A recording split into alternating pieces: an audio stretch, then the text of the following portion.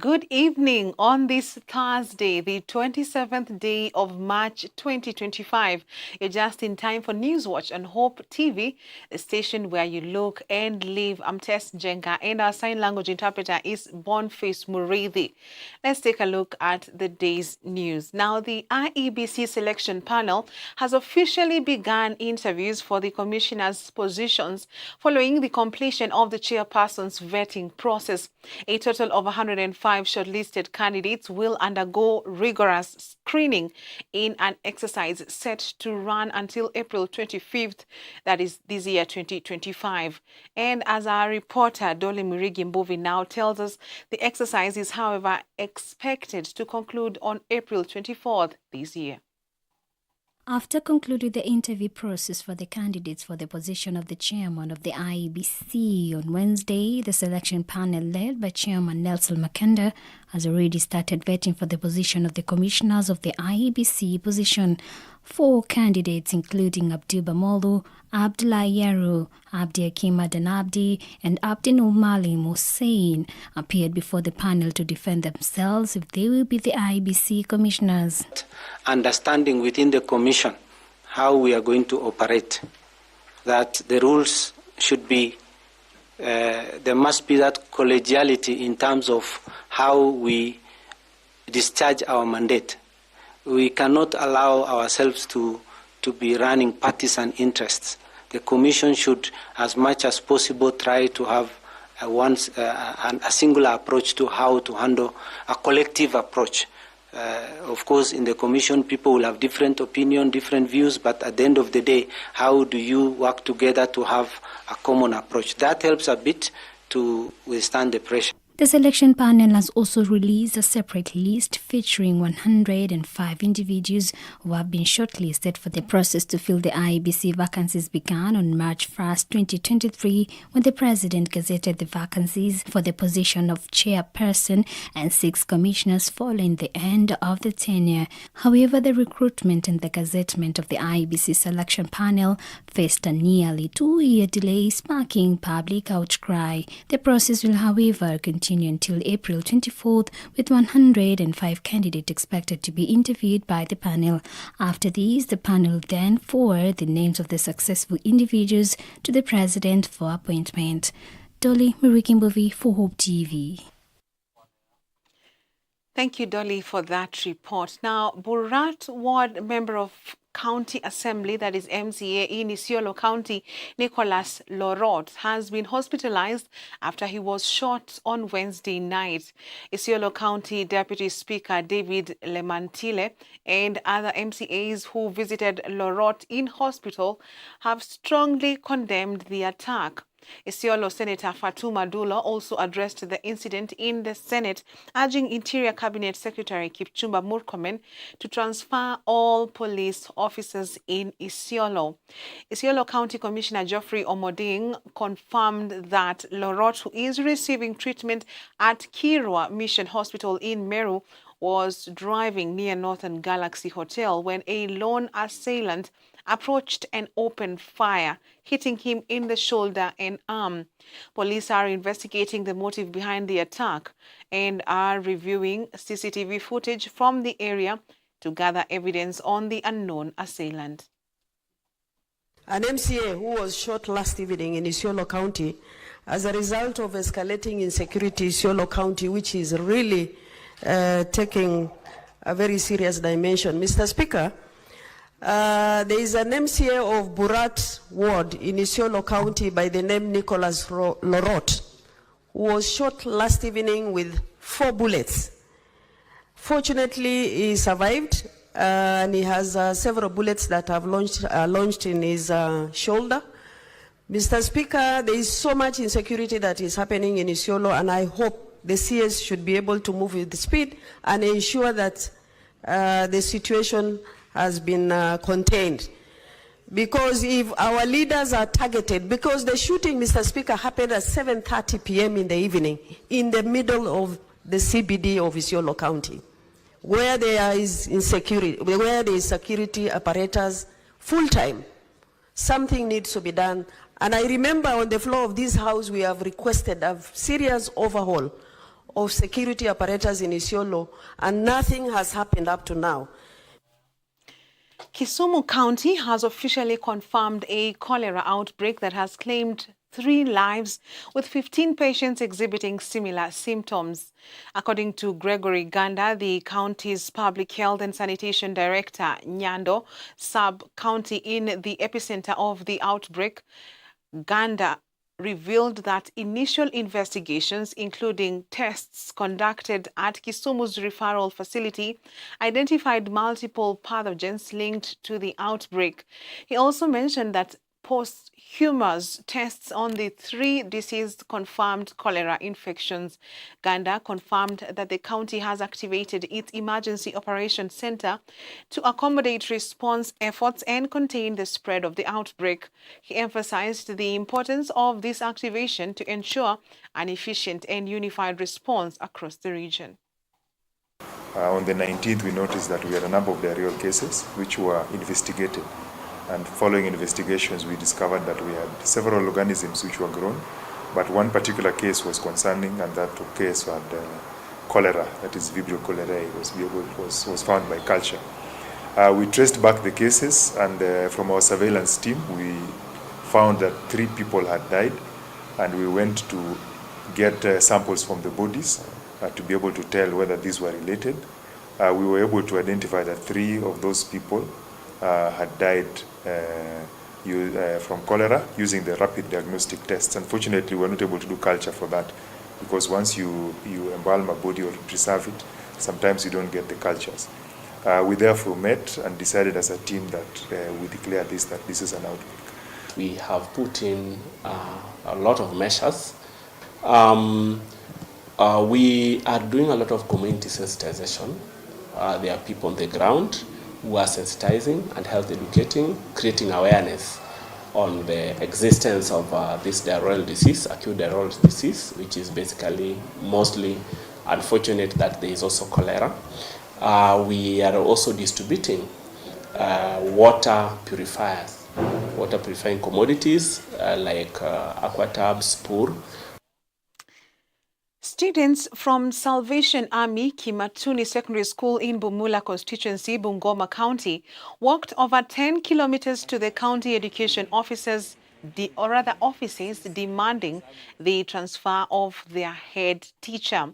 Led by their student leaders, the learners expressed concerns over a shortage of teachers and poor relations with the current head teacher. Speaking after calming the students' protests, Bungoma County Police Commander Francis Kohli stated that amicable solutions have been reached to address the issues raised by the students. Meanwhile, Bungoma County Director of Education Pius Ngoma declined to speak to the press regarding the matter. They have walked more than 10 kilometers, I think more than that, demonstrating against few things. They feel that they need to be addressed, and I'm happy they were peaceful in their walk, and they wanted to be heard, and I've interacted with them. And what I've observed and noted is that, one, they need the issue of welfare to be looked into. They don't have ablutions. And the other thing they have raised is they don't have enough teachers for specific subjects like biology and which subjects? Agriculture and geography. And they wanted at least some teachers to be deployed to their school. And the other thing was on the issue of there's not enough books.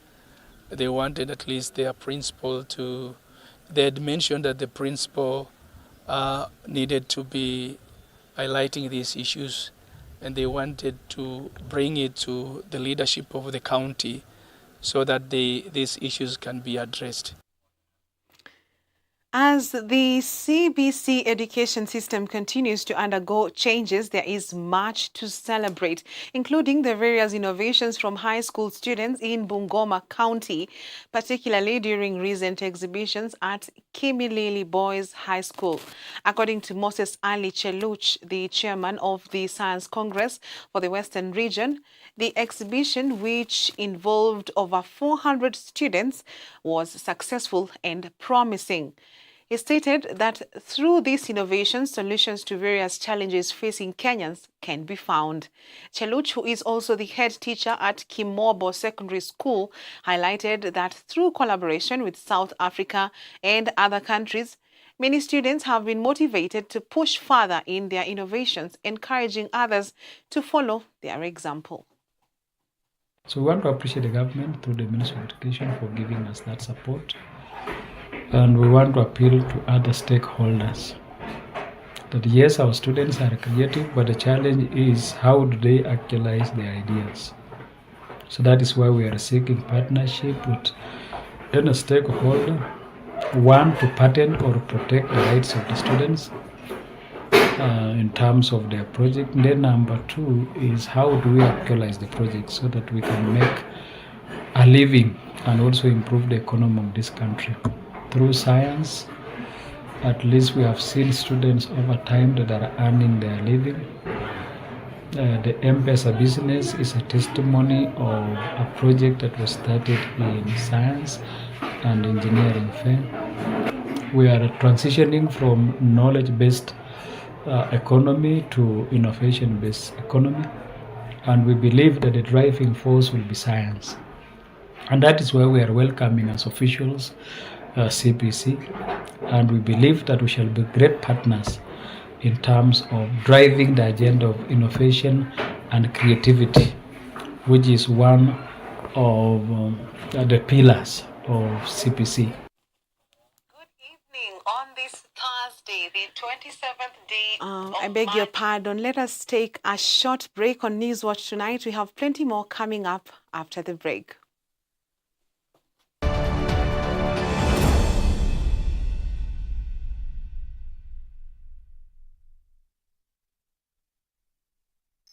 Aya, I'm not Go TV stream. It's free. Go TV stream iko mkononi na ni free. Download Go TV stream app for free. Enjoy live TV na shows kamia nane. Download and watch later anytime, anywhere. Go TV stream iko mkononi na ni free. Available to active subscribers. Go TV. Love it.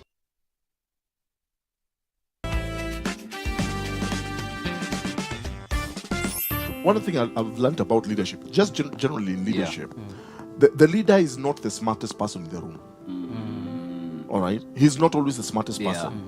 When you're a leader, your strength is in the ability to be able to harness the gifts around you. It's the same thing in the family. All right? Like I said, your wife is a very smart person. So you don't shut her down. No. All right? But you allow her to, you pick those ideas, you discuss them, and one of you, you make them your own.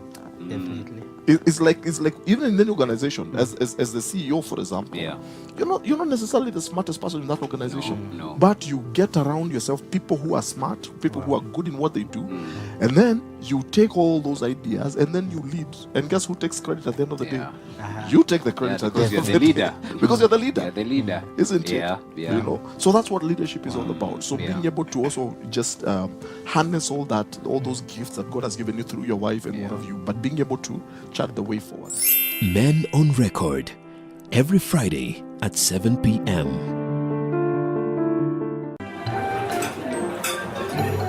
I've actually been trying to find a balance. It's been really tough and hectic, but everyone says once you get a hang of it, it becomes better, and I don't know, but I'm hoping to find a balance soon because it's really been hectic. But you've been in the job industry for a long time, so I think you would know better. Sindio? Huh? What time is it? I need to catch up on Leadership Forum. Do they have a radio here? Never mind. I brought my own. No way. You can't be serious. Wait, why do you have a radio and you can just catch up with the shows on Hope FM podcast? Really? Even which of the what? I mean, you can find them on whatever platform, name it. AfriPods, Google Podcasts, Apple Podcasts, Spotify, you name it. But I'm not subscribed on any of them. So no worries. You can just check out their latest episodes on hopemediakenya.org. You can now listen to select Hope FM programs on your favorite podcast streaming platform or directly on our website www.hopemediakenya.org. Listen and live.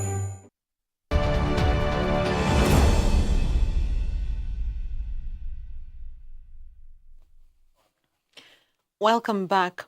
A new study has revealed that 3-year-old children have developed cognitive values that favor their enrollment in school, giving their mothers the opportunity to engage in income-generating activities, particularly in farming, which is a dominant activity in Tharaka Nithi County. The ongoing randomized control trial, now in its second year, involves about 60 schools out of the county's 454 institutions and is being conducted by Tharaka Nithi County government in collaboration with universities such as Kenyatta University and Yale University. This study is funded by various institutions. Tharaka Nithi Governor Muzomi Njuki, who has endorsed these studies, stated that his government will heavily invest in basic education as outlined in the study, with the aim of increasing school enrollment and laying a strong foundation for children's education as they progress in their studies. After several years, we have to bite a bullet and decide that this one, as invisible as it is, it has to be our legacy project.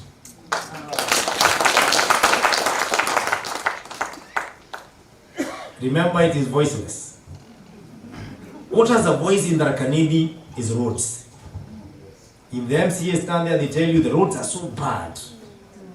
They are so, we need to take all the money to roads. There's even one MC who told me, why don't we just stop building classes? Because every time I go, nobody realizes we are building classes. What they want is a road. But you see, if we took all our money to roads, we'll have fools walking on roads who have no income, who have no...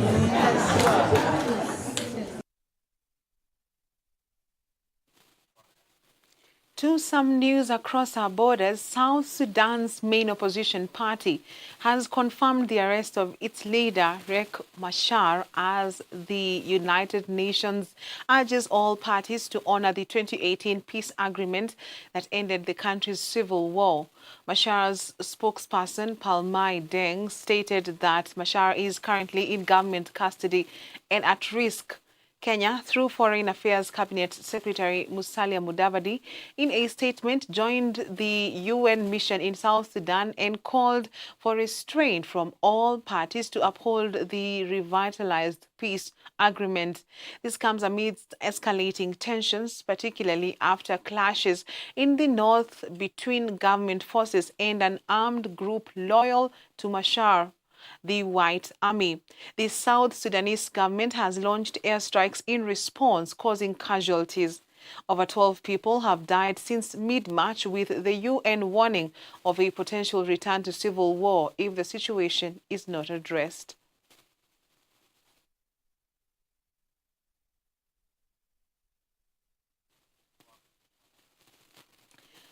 Following the arrest of South Sudan's first Vice President Riek Machar, President William Ruto has announced plans to dispatch a special envoy to Juba in a bid to ease the escalating tensions between Machar and President Salva Kiir.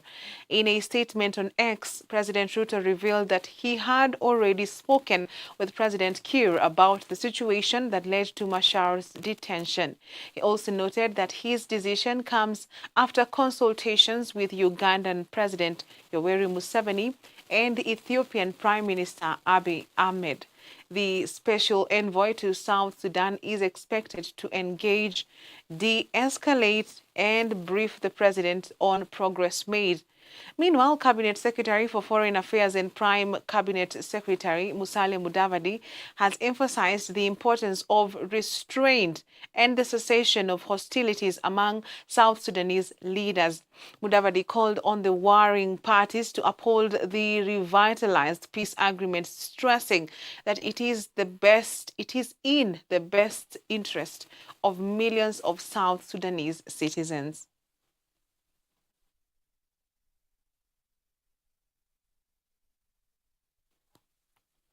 Still on Matters International in Kenya, in a bid to salvage the relationship between Kenya and Serbia, Foreign Affairs Cabinet Secretary Musalia Mudavadi hosted the ambassador of the Republic of Serbia to Kenya today.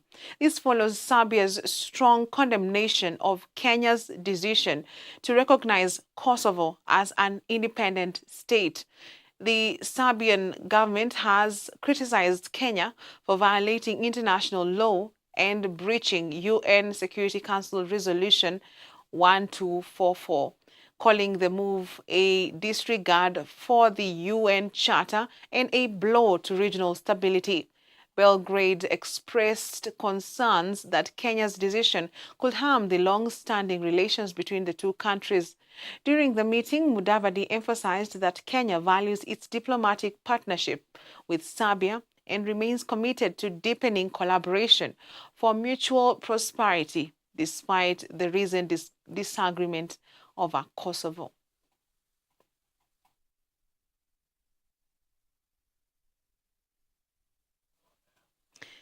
Kenya's healthcare sector has received a major boost following a 1.8 billion shillings grant from the government of China. The grant, aimed at upgrading hospitals and improving service delivery, comes at a critical time when the country's healthcare system is facing serious challenges. The grant agreement was signed this morning at the Treasury Building in Nairobi by the Cabinet Secretary for Treasury and Economic Planning, John Mbadi, and the Chinese ambassador to Kenya, Guo Haiyan. According to Cabinet Secretary Mbadi, the funds will be used to upgrade key hospitals across the country. The initiative aims to enhance healthcare infrastructure, improve medical services, and improve service delivery. The funding comes at a time when healthcare workers have been staging multiple protests over unmet demands.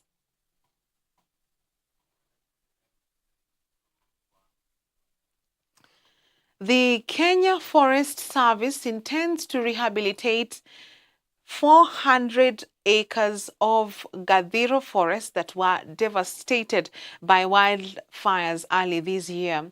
Nyeri County Forest Conservator Esther Mugo says they plan to replenish affected areas with indigenous trees as part of KFS efforts of increasing forest cover around the Mount Kenya Forest Circuit.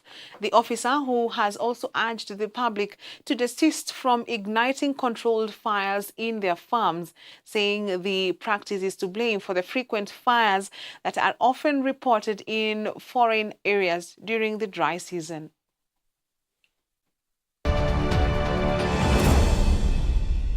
We had some plantings in Zaina Forest Station. We also had plantings in Ragati Forest Stations, because this place is far and the members there could not have arrived here to celebrate this day, and they were celebrating on their own as their part to contribute to tree cover in this county. The areas that got burnt, to be precise, it's only Gadhiro Forest Station that got burnt within Mount Kenya Forest, and around approximately 400 acres got burnt, which translates to 160 hectares. This area was covered by grass mostly and some shrubs, so no trees were touched. And we expect within those areas we shall plant with the indigenous trees, and we expect that come these rains, the whole area will be planted and will be under tree cover in future, and hoping that the menace of fire won't come back in Aberdare, I mean in Mount Kenya.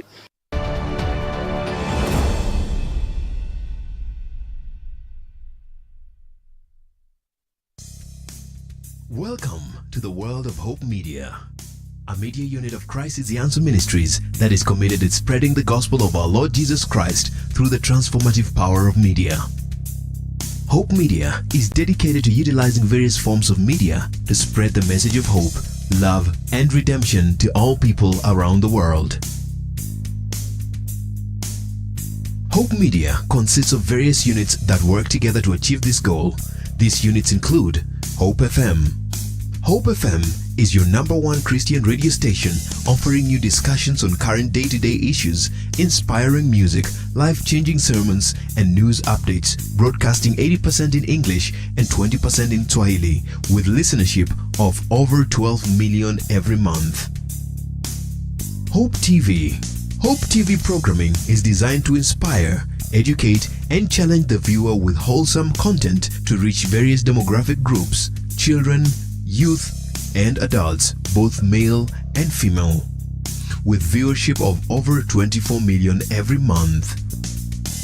Hope Recording Studios.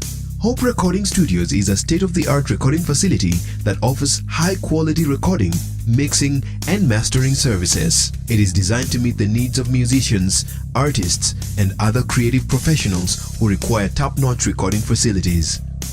Hope Creative. At Hope Creatives, we believe that inspiring graphic design work doesn't just happen. It takes the right people with wild, out-of-the-box ideas committed to the same ideals, working together to make it happen. We listen, we learn, we brand. Hope Digital. Hope Digital is a creative digital unit within Hope Media. We are driven by a passion to creatively express ourselves while influencing you with the same creative energy in online spaces and beyond. At Hope Media, we believe that media can be a powerful tool for spreading the message of hope as well as grow your business through advertisements, and we do this with excellence. For more information regarding our services, please visit www.hopemediakenya.org or call us on 0709 861 180. Hope Media. We keep hope alive. My people from Kisumu City, Kisumu Dala, they call it Europe, and of course these are my learned friends, the people from the Lakeside City, Lakeside County. My name is Favored Frank, and of course, just to let you know that on the 29th of this month, this March, the year 2025, we're gonna be having an amazing recording of the Overflow Show at Sitam Kisumu. You don't want to miss this because we'll be talking about addictions among the young people. You don't want to miss. And of course, guess what? I'm going to be joining Frank Favored. I go by the name Maria Makao Mondi. My in-laws, Zuko Kisumu, we are kujain. Masemegi. Oh, bas, mashemko. Tunakuja kwa mpigo vile Frank anasema. I'm not going to be on the Overflow, but guess what? I'm going to be on the Sitam Kisumu. It's a church service. Yeah. So you're going to join us. We're going to be interacting. You're going to have a tent selling merchandise. And most importantly, joining with you, Rafiki Mso, to tell you all about us and also to tell you thank you for supporting us. My name is Maria Makao Mondi. And of course, Favored Frank, tell a friend to tell a friend. Invite one, invite 2 people, 10 people. Let's do this together, guys. Erokamano. Ahinya. All right.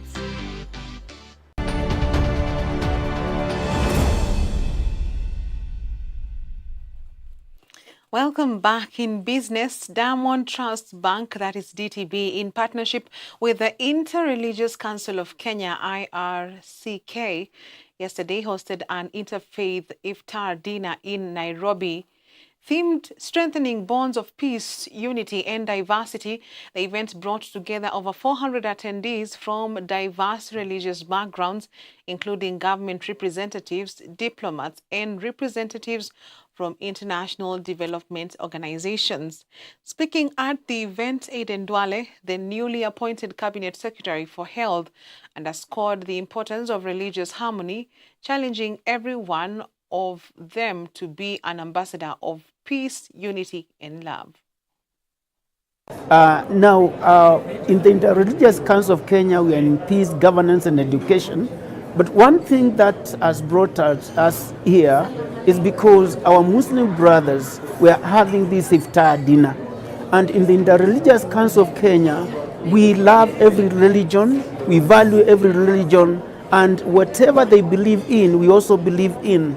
And we meet there to celebrate our different faiths, our different aspirations for a better country, for a better world, and for a world where we shall reduce pain and the suffering, and will be able to please God, and will be able to live in harmony with each other.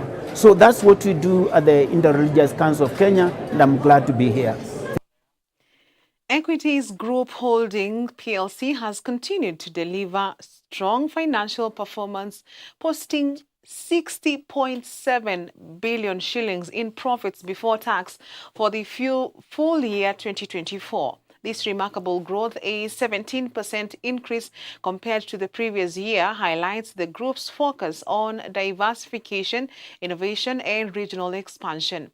In his statement, Dr. James Mwangi, the group's managing director and CEO, expressed pride in the resilience shown by the company despite the challenging global economic conditions.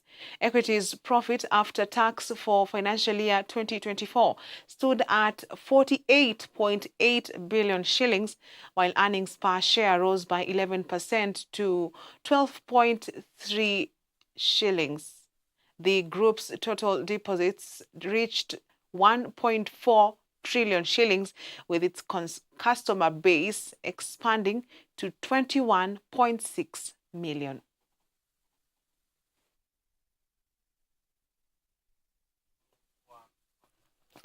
And it is a wrap on Newswatch tonight. On behalf of the whole crew, thank you for watching. God willing, see you tomorrow night at 9 p.m. for the day's news. I'm Tess Njenga, and our sign language interpreter is Boniface Mureithi. Have a good night.